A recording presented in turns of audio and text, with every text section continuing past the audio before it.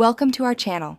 If you want to disable the auto-renewal feature for your TSA PreCheck membership, follow these step-by-step instructions to ensure you won't be automatically charged for renewal. Step 1. Open your web browser and go to the official TSA PreCheck enrollment website. Log in using your trusted traveler number, TTP, and password. Step 2. After logging in, click on your profile icon or account name in the top right corner of the page. Step 3.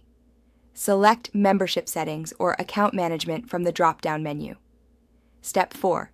Navigate to the Renewal Settings or Payment Settings section where you can manage your auto-renewal preferences. Step 5. Look for the option labeled Auto Renew or Automatic Renewal and click the toggle switch to turn it off. Step 6.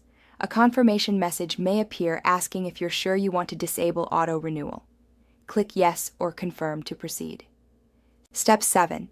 Check your email for a confirmation from TSA stating that auto renewal has been disabled for your membership.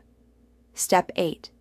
Log back into your account to verify that the auto renewal status shows as off or disabled, ensuring the change was successful. Don't forget to like this video and subscribe to our channel.